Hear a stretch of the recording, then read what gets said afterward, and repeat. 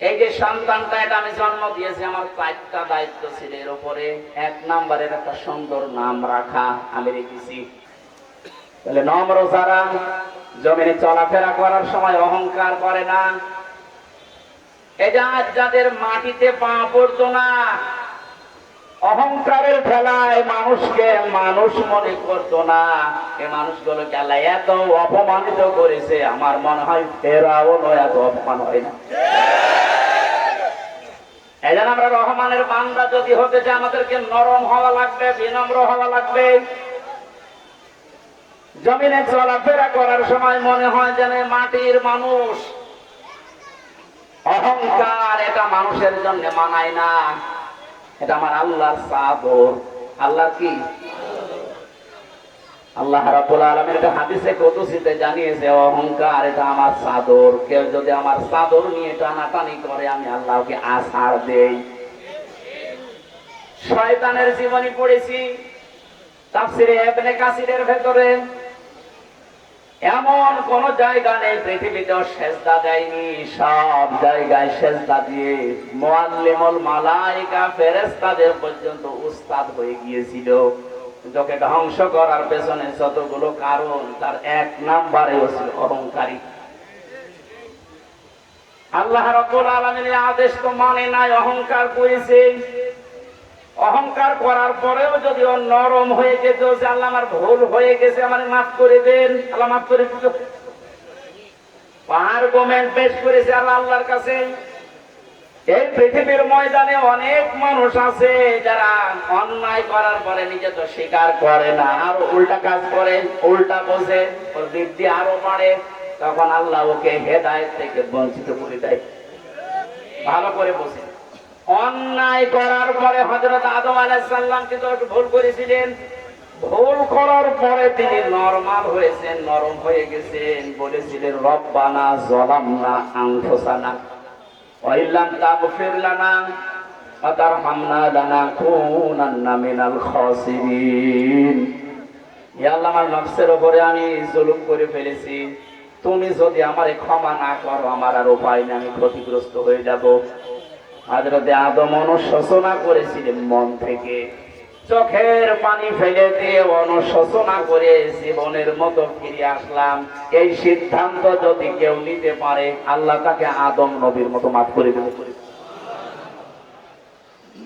অন্যায় করে, ভুল করে কোন মানুষ যদি স্বীকার না করে, নরম না হয়, আরো যদি ওর বৃদ্ধি বাড়ে, আল্লাহ পাক তখন এত রাগান্বিত হয়ে যায়, ওর কপালে হেদায়েত নষ্ট করে দেয়, হেদায়েত বঞ্চিত করে দেয়। যেহেতু এরকম সময় এখন পৃথিবীতে চলছে, আমরা যেন এই কাজ না করে শয়তানের অনুসারী হয়ে না যাই। শয়তান আল্লাহর কাছে 3টা জিনিস জমাই চেয়েছিল। কয়টা? কিয়ামত পর্যন্ত যারা শয়তান মার্কা মানুষ আসবে এই দুনিয়ায়, তারা ওই 3টা জিনিস চাইবে। সূরা আরাফের ভেতরে আছে। এখন দেখেন তো আপনি ওই 3টা চান কিনা? শয়তান 1 নম্বরে বলেছিল, আমি বাঁচতে চাই, আমার হায়াত বাড়িয়ে দাও কিয়ামত পর্যন্ত। আল্লাহ বলেন, দিলাম। এই আয়াতটা প্রমাণ করেছে মুফাসসিরিন ইকরাম, শয়তান মার্কা মানুষগুলো সব সময় চায় যে দুনিয়ায় বেশি দিন বেশি থাকবো। এর বিপরীত যারা আছে রহমানের বান্দা, ওরা দুনিয়ায় বেশি দিন বেশি থাকার টার্গেট নেয় না। ওরা টার্গেট নাই কি করে মাপ নিয়ে দুনিয়া থেকে বিদায় নেওয়া যায়। কারণ এই মানুষটা জানে যে আমার আসল জীবন হচ্ছে চোখ বন্ধ হওয়ার পর। কোরআনে কারীম জানিয়েছে, কুল্লু নাফসিন যায়িকাতুল মাউত ওয়া ইন্নামা তুওয়াফাউনা উজুরাকুম ইয়াওমাল কিয়ামাহ ফামান সুহজিহা আনিন নার ওয়া উদখিলাল জান্নাতা ফাকাদ ফাজ আমাল হায়াতুদ দুনিয়া ইল্লা মাতাউল গুরুর। সূরা আলে ইমরানের 185 নম্বর আয়াত। সবাই একদিন মারা যাবে, সবাইকে তার পারিশ্রমিক প্রতিদান পূর্ণ করে দেওয়া হবে কিয়ামতে। ওই লোকটার জীবন তো সফল, যাকে আল্লাহ জাহান্নামের আগুন থেকে মুক্ত করে জান্নাতি এ কথা বলে ঘোষণা দিয়েছে। হে পৃথিবীর মানুষেরা, যে যেখানে আছো, আমি আল্লাহর এই কথাটা ভালোভাবে শোনো। আমাল হায়াতুদ দুনিয়া ইল্লা মাতাউল গুরুর। পৃথিবীর এই জীবনটা খেলাধুলা, ধোঁকা ছাড়া আর কিছু না। আমি ওপেন বলছি, এটা যেহেতু রেকর্ড হয়ে কালকে ম্যাডামের কাছে যাবে। স্ত্রী আমার জন্য ধোঁকা, আমার মা বাবা আমার জন্য ধোঁকা, আমার সন্তান আদি আমার জন্য ধোঁকা, যে পৃথিবীর সব কিছুই কিন্তু আমার জন্য ধোঁকা। রিমান্ডে যখন ছিলাম ওই সময় এক হিন্দু অফিসার মানে আমার বারবার এই কথাটা আমার মনে হয় রিমান্ডের প্রায় 8-10 দিন উনি যেই দিনই পাহারার দায়িত্ব পেয়েছে এই কথা আমার শোনাতো, হুজুর আমি অন্য ধর্মের লোক, কিন্তু ইসলাম আমরা এই বেল্টের মানুষগুলো পাকিস্তান, বাংলাদেশ, ভারত এই এলাকার মানুষ যেভাবে বুঝি, মুসলিম অন্যান্য দেশ যেগুলো আছে ওরা কিন্তু এইভাবে কোরআনে কারীম ইসলাম ওইভাবে নেয় না। কি হয়েছে কিভাবে বলেন তো? আমি মিশনে ছিলাম, ওখানে এক হোটেলে খাবার খেতাম, প্রায় 2টা বছর আমি ওখানে ছিলাম। প্রতিদিন একটা জায়গা থেকে খাবার নিয়ে আসতাম, যে হোটেলে খাবার খাই দেখি ওই হোটেলের মালিক যিনি তার ছেলে এই বয়ের কাজ করছে। টেবিল মুছে দেওয়া, খাবার নিয়ে আসা, তরকারি দেওয়া, পানি দেওয়া, এই কাজগুলো গরিব মানুষের ছেলে করে না। কথা বলে না, অথচ নিজে মালিক দোকানের ক্যাশ কাউন্টারে বসে আছে আর ওর ছেলে এই কাজগুলো করছে। এতদিন জানতাম না, জানার পরে একদিন ওনারে বললাম যে আপনি কি করেন? এত টাকার মালিক আপনি, এত বড় জায়গায় একটা হোটেল দিয়ে প্রতিদিন হাজার হাজার লক্ষ টাকা আপনার ইনকাম, আর আপনার নিজের আপন ছেলেকে আপনি বয় বানিয়েছেন, হোটেল বয়। উনি ওনার ভাষা দিয়ে জিজ্ঞাসা করছে যে আপনার বাড়ি কোথায়? বলে যে তুমি বাংলাদেশ, আমি বাংলাদেশ থেকে এসেছি, ইংরেজিতে। শেষ পর্যায়ে ওনারে বলছে দেখেন, আপনাদের ওই বেল্টের মানুষগুলো কোরআনে কারীমকে, হাদিসকে যেভাবে বোঝে আর মানে, আমরা কিন্তু কোরআনকে ওইভাবে মানতে চাই না। আমার মানার নিয়মটা কি? অনেক আয়াত শুনিয়েছিলেন সূরা তাগাবনের 14, 15, 16 এই আয়াতগুলো। হিন্দু হলেও বেটার অনেক আয়াত মুখস্থ আছে। আমি দেখেছিলাম ওই রাতের বেলা যখন পাহারায় আসতো, সারা রাত পাহারা দিত, বহু আয়াত। আমি তো হাফেজ মানুষ, তারপরেও ওইরকম আয়াত আমার স্মরণ থাকে। ও মানে একেবারে 100-150 আয়াতের মুখস্থ আছে। তাও প্রত্যেকটি সাবজেক্ট আকারে রাজবাড়িতে পারে। কিন্তু কি কোন আয়াত পড়েছে বলেন তো? সূরা তাগাবুনের এই আয়াতটা আমাকে উনি শোনালেন, ইয়া আইয়ুহাল্লাযীনা আমানু ইন্না মিন আযওয়াজিকুম ওয়া আওলাদিকুম আদুওয়াল লাকুম ফাহযারুহুম ইলা আখির আয়াত। ওহে যারা ঈমানের দাবি করো, তোমাদের সন্তান, তোমাদের স্ত্রী এগুলো কিন্তু তোমাদের জন্য মাঝে মাঝে শত্রু হয়ে দাঁড়াবে। ফাহযারুহুম, অতএব তাদের ব্যাপারে সতর্ক থাকবা। মনে বলছে ভাই আপনার বাড়ি বাংলাদেশ, এই যে সন্তানটা এটা আমি জন্ম দিয়েছি, আমার 4টা দায়িত্ব ছিল এর উপরে। 1 নম্বরের একটা সুন্দর নাম রাখা আমি রেখেছি। 2 নম্বরে একে দ্বীনের শিক্ষা দেওয়া, ইসলাম মানতে গিয়ে যতটুকু লাগে আমি ওকে পড়িয়েছি। এরপরও আর পড়াশোনা করে না, এই জন্য আমি কাজে লাগিয়েছি। 3 নম্বর ওকে একটা সৎ পাত্রী দেখে বিবাহের বন্দোবস্ত করা, এটা আমি করেছি। 4 নাম্বার একটা হালাল কর্মজীবন তৈরি করে দেওয়া দরকার, ওইটাও আমি করে দিয়েছি। আমার যতটুকু আয়ত্ত ছিল তার ভেতরে ওকে আমি এই হালাল কর্মজীবনে লাগিয়েছি। এর চাইতে বাইরে যদি আমি কিছু করতে চাই তখন আবার আমার কোনটা পথে হাঁটা লাগবে। ওর জন্য তো আমি আমার আখিরাত নষ্ট করতে পারি না। ওর সাথে সম্পর্ক আমার শুধু এতটুকুই, এই যে 4টা কথা আমি হাদিস থেকে, রাসূলের কাছ থেকে পেয়েছি, 4টায় আমি আঞ্জাম দিয়েছি। এখন ও যা করবে ওর হিসাব। আমরা ওইভাবে আয়াতগুলো নিতে পারি নাই। আমরা মনে করি ছেলেকে মেয়েকে ওকে আরামে থাকার জন্য, সুখে শান্তিতে দেওয়ার জন্য সিয়ার বৈধ হোক আর অবৈধ হোক ওখানে ওরে দেওয়াই লাগবে। ওই জায়গায় দিতে গিয়ে শেষে বাম হাতের কামাই করা লাগে, উল্টা পাল্টা রাস্তায় টাকা দিয়ে ওখানে বসানো লাগে। এদের যোগ্যতা ছিল না, ওই জায়গায় বসে তখন এটার অপব্যবহার করে। তারা কিভাবে বুঝেছিল স্ত্রীকে, সন্তানকে আল্লাহ যে মাতাউল গুরুর দিয়েছেন এটা খেলা করার জন্য না। আমি সহ এখানে আমরা যারা আছি এগুলো যেহেতু ধোঁকা আল্লাহ জানালেন, আমরা যেন ধোঁকা হিসাবে এদেরকে নিতে পারি, আমার আখিরাত যেন আল্লাহ নষ্ট করে না দেন, বলেন আমিন। শয়তান 1 নম্বরে বেশি দিন বেঁচে থাকার আকাঙ্ক্ষা পেশ করেছে। 2 নম্বরে শয়তান বলেছে আল্লাহ আমি টাকা পয়সা চাই, ক্ষমতা চাই।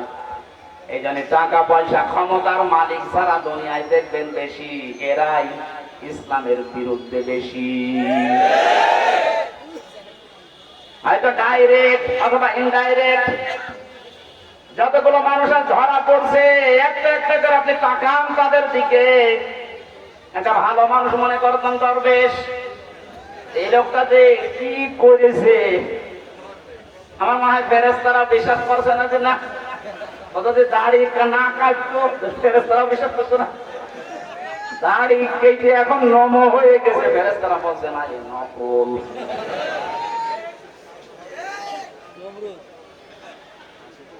আর বাকি গুলোর তখন বলা যাচ্ছে কত অবস্থা নিচে নামিয়েছে মানুষের চরিত্রকে এই ক্ষমতা টাকা পয়সার জন্য।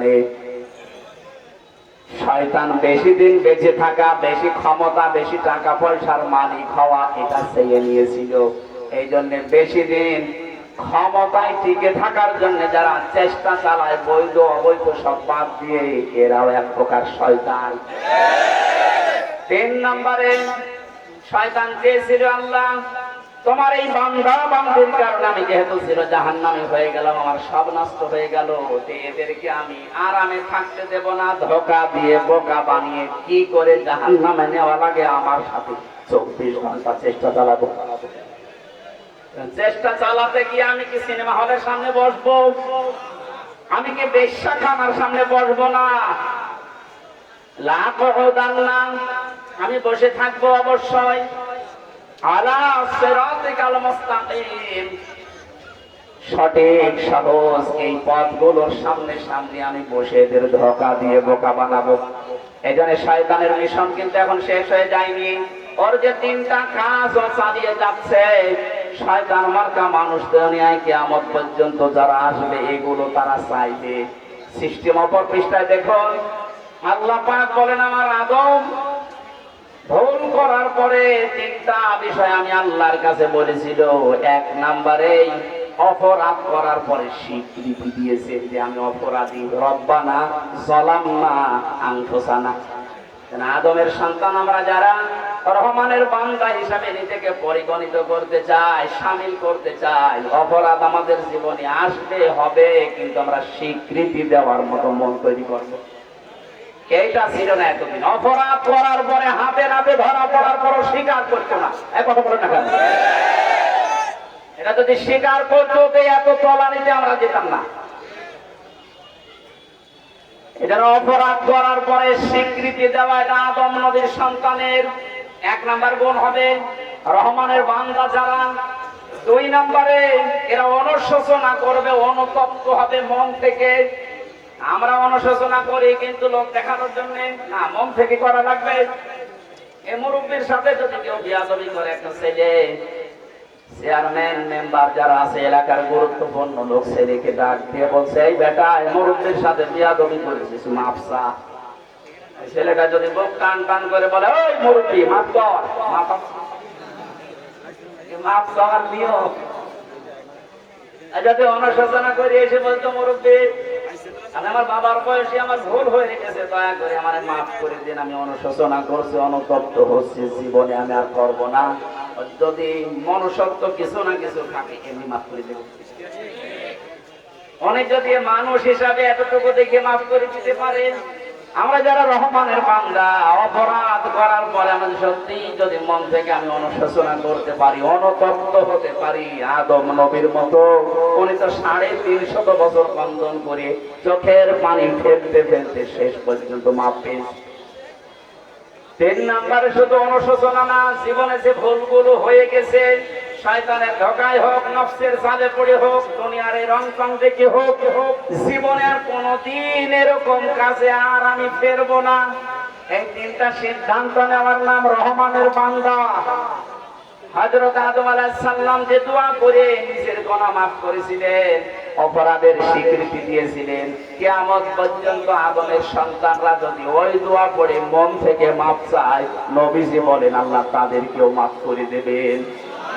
জবান খুলে আমাদের আদি পিতা হযরত আদম নবীর দোয়া পড়েন, রব্বানা যালামনা আনফুসানা ওয়া ইল্লাম তাগফির লানা ওয়া তারহামনা লানাকুনান্না মিনাল খাসিরিন। আমি তাফসীর থেকে একটা নোট এনেছি।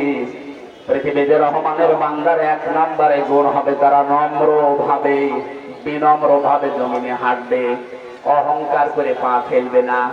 2 নম্বরে তারা মূর্খদের সাথে, অজ্ঞদের সাথে যখন কথাবার্তা বলবে তর্কে জড়াবে না। আল্লাহ আমাদেরকে এইটাও মেনে নেওয়ার তৌফিক দান, আমিন। 3 নম্বরে তারা রবের জন্য রুকু আর সিজদা দেবে। এটা আজ আমাদের দিন দিন অনেকের জীবন থেকে উঠে যাচ্ছে। এই যে রুকু আর সিজদা মানে শুধু মাথা নত করা না, কপাল জমিয়ে ঠেকানোই না, আর একটা অর্থ আছে। রুকু সিজদা মানে পৃথিবীতে আল্লাহর বিধান যেখানে যেটা আসবে, বুঝে আসুক বা না আসুক, মাথা নত করে মেনে নেওয়ার নাম রুকু। এটা কিন্তু আমরা অনেকেই করতে পারি না। অনেকের মনের ভেতরে উল্টা পাল্টা প্রশ্ন আসে। আমি নাম ধরে বলছি শিক্ষার জন্য, যে সালমান এফ রহমান উনি একটা অনুষ্ঠানে দাঁড়িয়ে বলেছিল কোরআনের ভেতরেও ভুল আছে, মেজরিটি না। এ কথা বলে তার ইমান থাকার কথা। সে যেন তাওবা করে, এখন যে একটা জায়গায় আছে সে যেন তাওবা করে, আল্লাহ যেন তাকেও মাফ করে দেন। রহমানের বান্দা দাবি করবেন আর সিজদা দেবেন না, রুকু করবেন না, আপনার মতো রহমানের বান্দা দরকার নেই, আপনার জন্য ফ্ল্যাট রেডি হবে না। 4 নম্বরে তারা জাহান্নাম থেকে পানা চাইবে। শুধু জন্মের পর থেকে শুনছে জাহান্নাম, এটা যে কি নবীজি জানিয়েছেন, জাহান্নামের উপর থেকে একটা পাথর যদি কেউ ফেলে দেয় 70,000 বছর লাগবে নিচে যেতে। পাথরের নাম বললেন কেন? 2 তলা বিল্ডিং এর উপর থেকে 1 কেজি পাথর আর 1 কেজি তুলা যদি কেউ ফেলে দেয়, আগে পড়বে কোনটা? নবীজি পাথরের নাম কেন বললেন? পাথরই যদি পড়তে এত বছর লাগে, আমরা তো আর পাথরের চাইতে ভারী বস্তু না, আমারে ফেলে দিলে কত বছর লাগবে নিচে যেতে? আগুনের বর্ণনা এত কঠিন হবে কোরআনে কারিমে আল্লাহ দিয়েছেন, আল্লাতী তাত্তালিউ আলাল আফইদা। আল্লাহ বলেন জাহান্নামের আগুনের বৈশিষ্ট্য জানো, পৃথিবীর আগুন যেখানে লাগে ওই জায়গা পুড়ে যায়, আর জাহান্নামের আগুন যেখানে লাগবে আগে পুড়ে যায়। রহমানের বান্দারা সবচাইতে সন্তুষ্ট থাকবে জাহান্নামের এই বিষয় নিয়ে। 5 নম্বরে তারা দান করবে, মধ্যম পন্থা অবলম্বন করবে। একেবারে ফকির হয়ে রাস্তায় রাস্তায় ঘুরবে, এরকম দান করা দরকার নেই। একেবারে কৃপণ হয়ে এইটি ধরে রাখবেন না, এটা আল্লাহ চায় না। মধ্যম পন্থা আমাদের লাগবে। আজ এই যে বন্যা চলছে, ফেনী, নোয়াখালী, কুমিল্লা, বাংলাদেশের আরো যে সমস্ত জেলাগুলোতে আমরা এখনো ভেসে যাচ্ছি না, উপরে আছি। আমাদের রহমানের বান্দা দাবি করতে হলে মধ্যম পন্থা অনুযায়ী ওদেরকে পাশে দাঁড়াতে হবে। আজকে আমার মনে হয় সারা দেশের জমার খোঁজবা এইটা ছিল, কারণ এটা মানবতার পক্ষে সবচাইতে এখন গুরুত্বপূর্ণ কাজ। যে যেখানে আমরা আছি, আমরা যেহেতু এখনো আল্লাহ আমাদেরকে উপরে রেখেছেন, ভাসিয়ে দেয়নি। ওই দৃশ্যগুলো ফেসবুকে দেখলে চোখ দিয়ে পানি চলে আসবে। যার যতটুকু সামর্থ আছে, এখনো 60টা জেলা যেহেতু মাটির উপরে আছি, আমরা যতটুকু আছি 1 বেলা 2 বেলার খাবার থেকে হাফ বেলার খাবারের টাকা ওখানে পাঠানো এখনই মানের দাবি। আপনি যেদিন বিপদে পড়বেন কেউ আসবে না। এরপরে পেয়েছি আল্লাহ ছাড়া কাউকে ডাকা যাবে না। বিভিন্ন চক্রান্ত ষড়যন্ত্র করে আল্লাহর পাশাপাশি অন্য কাউকে ডাকার একটা ব্যবস্থা চলছিল, সেটা এখন বন্ধ হয়ে যাচ্ছে। কত জায়গায় এই ব্যবস্থা তৈরি করে দিয়েছিল। আল্লাহর পাশাপাশি আমার মনে হয় আল্লাহর চিকিৎসা হতো, তার চেয়ে বেশি জিকির হতো বাবা। কেন এটা করা লাগবে একটু মারা মানুষের জন্য? একটা মৃত মানুষের জন্য আমরা যা করলাম, আপনার বিবেক কি বলে যদি ন্যূনতম থাকে? যে জিকির যে আলোচনা আমরা করেছিলাম এই 15 বছর, আপনার বিবেক যদি একটু জেগে থাকে, বলে এই পরিমাণ জিকির আল্লাহর করলে আপনি আল্লাহর ওলি হয়ে যেতেন। কোন কারণে এত করা লাগবে? তার জন্য দোয়া করে, সে মারা গেছে, তার কবরের যে বিষয়গুলো নিয়ে গেছে তার আমল, আল্লাহ যেন আমল থেকে অব্যাহতি দিয়ে তাকে মাফ করে দেয়, এইটাই তার জন্য কাজ ছিল। মোড়ে মোড়ে এরকম বক্ষ তৈরি করে পায়খানা প্রসাদ করছে এখন পাখিতে। এমনকি 5 তারিখের পরে দেখেছি অনেক জায়গায় ছোট ছোট বাচ্চারা যে পোশাক করছে মুখের উপরে, নাও তার সম্মান আমরা বাড়াতে পারি না, তার সম্মান আরো নষ্ট হয়েছে। যে কোটি কোটি টাকা খরচ করে এইগুলো বানিয়েছিলাম, একটা এখন আর টিকে নেই। আমি কালকে সাতক্ষীরা ছিলাম, আসার সময় যত জায়গায় এরকম দেখেছি, কেউ কাজ হয়ে পড়ে আছে, কেউ অর্ধ উলঙ্গ হয়ে পড়ে আছে, কিচ্ছু নেই, সব শেষ। এই কোটি কোটি টাকা দিয়ে যদি আমার মনে হয় এই ফারাক্কার পাশে আর একটা বাঁধ আমরা নির্মাণ করতে পারতাম, তাহলে এইভাবে এখন আমাদের দেশটা ভেসে যেত। এরপরে বেশি অন্যায় ভাবে যেন কেউ কাউকে হত্যা না করে। ও রহমানের বান্দা, বাংলার মানুষেরা এই গুণটা যদি আজ অর্জন করতে পারতাম, আবু সাইদ মারা যেত না। তো অন্যায় ভাবে মারবে। তার হাতে কি ছিল? আমাদের একটা লাঠি ছিল, যে লাঠি দিয়ে কি আপনাকে মেরে ফেলতে পারতো? আপনার হাতে অস্ত্র আছে, একটু ভয় দেখাতেন, অথবা পায়ের নিচে যদি একটু গুলি করে বলতেন এই তাড়াতাড়ি এখান থেকে যা। সে তার বৈধ একটা আবদার নিয়ে গেছে, আর আপনি একেবারে বুকের উপরে 3-4টা মেরে শুয়ে দিলে।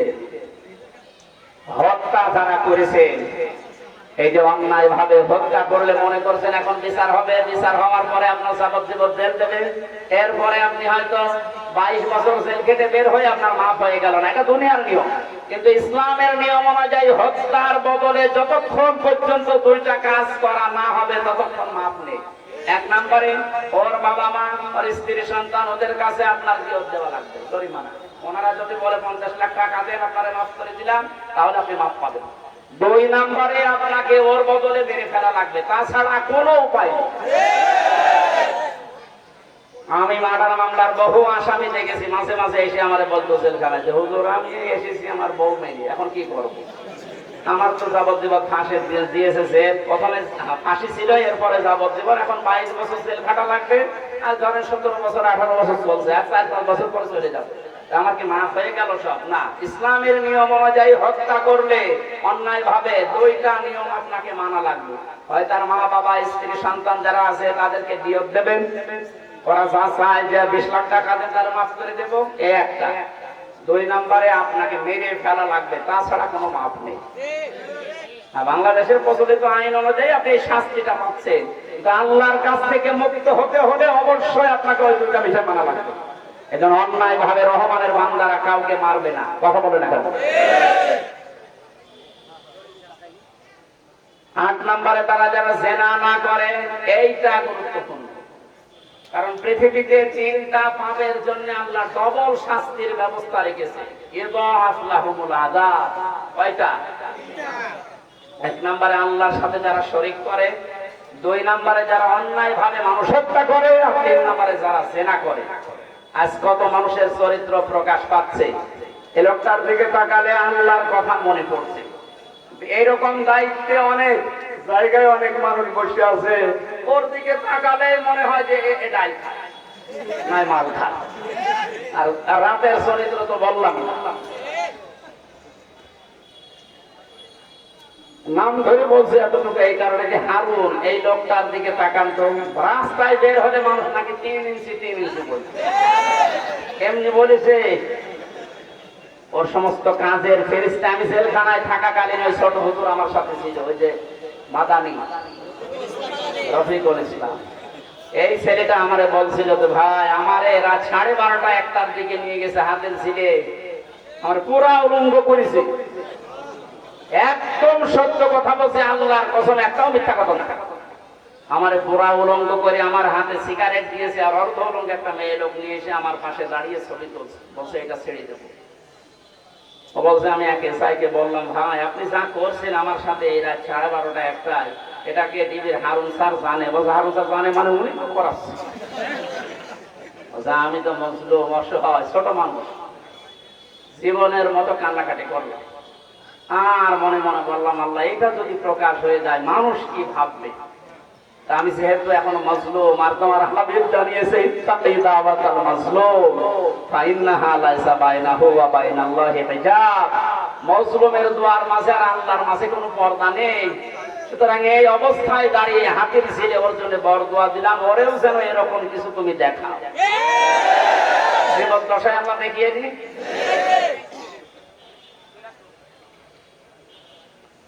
জেনা ব্যভিচারের যেগুলো প্রকাশ পাচ্ছে, এইটুকু প্রকাশ পেয়ে যদি আপনার পথ চলে যায়, আপনার চেয়ার হারিয়ে যায়, আপনাকে মানুষ ঘৃণা করে। এই যে টাকলা মোরাদ নামে যে লোকটার মাত্র 6 মিনিট 8 সেকেন্ডের একটা অডিও কল রেকর্ড ফাঁস হয়েছে। এতটুকুর জন্য তার জীবন যখন সব শেষ, সব হারিয়ে, ওর বউ পর্যন্ত ছেড়ে চলে গিয়েছে। একটু হিসাব করেন না, আমির হামজা সহ যারা এখানে বসে আছি আমরা, ওর যদি 6 মিনিট 8 সেকেন্ড অডিও কল, তাও ভিডিও না, এইটা ফাঁস হয়ে ওর সব হারায়। আল্লাহ আমাদের সব অডিও ভিডিও রেকর্ড করে রাখছে। কথা বলে না কেন? মরণের পরে যখন এটা অডিও ভিডিও দেখাবে, আপনি পারবেন মানুষের সামনে মুখ দেখাতে? মুখ যেন দেখানো যায় এরকম জীবন গঠন করা দরকার।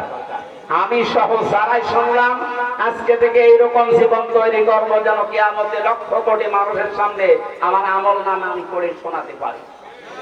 বলেন আমিন। মিথ্যা সাক্ষ্য দেওয়া যাবে না রহমানের বান্দা হতে হলে। এদেশে তো নেই। লক্ষ লক্ষ মিথ্যা সাক্ষ্যর কারণে আজ হাজারো মানুষ এখনো জেলখানায় আছে। এরপরে পেয়েছি অনর্থক কথা, অনর্থক কাজ, এগুলো থেকে রহমানের বান্দারা দূরে থাকবে। 11 নাম্বার, বোবা বধির অন্ধের মতো আচরণ কোরআন শোনার পরে করা যাবে না, যেটা আমরা এখন করি অনেকে। 12 নম্বরে পরিবারের জন্য দোয়া করা লাগবে। রব্বানা হাবলানা মিন আজওয়াজিনা ওয়া যুররিয়াতিনা কুররাতা আয়ুনিন ওয়াজআলনা লিল মুত্তাকিনা ইমামা। জোরে বলেন আমিন। আল্লাহুম্মা আমিন। রব্বুল আলামিন, রহমানের বান্দা হওয়ার জন্য যে গুণগুলো তুমি কোরআনে দিবে, আমরা কিছুটা হলেও শুনেছি। আমি সহ যারা আসলাম, আমাদেরকে তুমি এই গুণগুলোর উপরে তুলে দাও। জীবন থাকতে জানে গুণের বাইরে আমরা না যাই। আল্লাহ তুমি আমাদের তৌফিক দাও। তোমার নবীর ঘর এই মাদ্রাসা, তোমার ঘর এই মসজিদ কিয়ামত পর্যন্ত দিনের মার্কাজ হিসাবে কবুল করে নাও। এদের মায়ের পায়ের নিচে এখনো পর্যন্ত ভেজা কাদা। এই কঠিন অবস্থায় দাঁড়িয়ে দাঁড়িয়ে যারা কোরআনে কারীম চাতক পাখির মতো শুনেছে, এদেরকে তুমি অমরের মতো হেদায়েত দিয়ে দাও। ফামান যুহজিহা আনিন নার ওয়া উদখিলাল জান্নাতা ফাকাদ ফাজ। এই আয়াতটা আমাদের জীবনে তুমি এনে দাও। আস্তে আস্তে হারামি খারাপি কাজগুলো যেন ছেড়ে দিয়ে দিয়ে ভালো কাজের দিকে অগ্রসর হতে পারি, ওই তৌফিক ভিক্ষা দাও। রব্বুল আলামিন, যে যুবকগুলো নিজের জীবন দিয়ে জালেমের জুলুম থেকে মুক্ত করার জন্য তোমার দরবারে চলে গেছে, এদেরকে শাহাদাতের মর্যাদা নসিব করো। আজকের মাহফিলের সভাপতি সহ যত অতিথি এসেছে, আল্লাহ প্রত্যেককে তাদের জীবনের ভালো কাজগুলো মঞ্জুর করে, অন্যায়গুলো মাফ করে দাও। আমার ডান পাশে বাম পাশে যত মুরব্বী বসে আছে, যত যুবক ভাইরা এসেছে, আল্লাহ একেবারে খালি হাতে ফেরত দিও না, আমাদেরকে কিছু না কিছু দাও। পর্দার আড়ালে মা বোনেরা বসে আছে, খাদিজার মতো আয়েশার মতো তাদের বানিয়ে দাও। এলাকায় মাটির নিচে যত মানুষ ঘুমিয়ে আছে, এই মানুষগুলোকে কোরআনের ইজ্জতে মাফ করে দাও। রব্বুল আলামিন, চর্ম চোখে বড় আশা লাগে দেখতে, যে কোরআন দিয়ে চললে কেমন দেখা যায়। এই 53টা বছর দেখলাম মানুষের তৈরি করা নিয়ম নীতি দিয়ে চলছে, এখন শুধু দেখতে বাকি আছে যে কোরআন দিয়ে চললে কেমন দেখা যায়। অন্তত আমাদের চর্ম চোখে এটা তুমি দেখে মরার তৌফিক দাও। প্রতি জুমার দ্বিতীয় খুতবায় আমরা জনগণকে শোনাই, সুলতানু জিল্লুল্লাহি ফিল আরদি মান হানা সুলতানাল্লাহি ফিল আরদি হানাহুল্লাহ। দুনিয়ায় ন্যায় পরায়ণ বাদশাহ আল্লাহর ছায়া তুল্য। আল্লাহ এমন এমন শাসক আমাদের মাথার উপরে তুমি দাও যেটা তোমার ছায়া তুল্য হয়ে যায়। আমাদের পাশে বসে আছে এসিডেন্ট আশরাফুল ইসলাম ভাই। আল্লাহ খোদা ভীতি যার চেহারা দেখলে আল্লাহ তোমার কথা মনে হয়, এরকম ভালো মানুষগুলো আমাদের মাথার উপরে তুমি বসিয়ে দাও। যত মানুষ দায়িত্বে আছে এই দেশের এখন এদেরকে সততার সাথে পালন করার তৌফিক দাও। কত মানুষ পানির ভেতরে হাবুডুবু খাচ্ছে এই ফেনী, নোয়াখালী, কুমিল্লা, আল্লাহ তুমি কুদরত দিয়ে বাঁচাও। সব কিছু তোমার হুকুমে চলে, পানিগুলোকে তুমি হুকুম দাও আমার বান্দাদেরকে যেন শান্তি, স্বস্তি, নিরাপত্তার সাথে থাকতে দেয়। যেখানকার পানি আল্লাহ তুমি ওখানে ফেলে দাও। বারাকাল্লাহু লানা ওয়া লাকুম ফিল কুরআনিল আযীম। আলহামদুলিল্লাহি রাব্বিল আলামিন। লা ইলাহা ইল্লাল্লাহু মুহাম্মাদুর রাসূলুল্লাহ।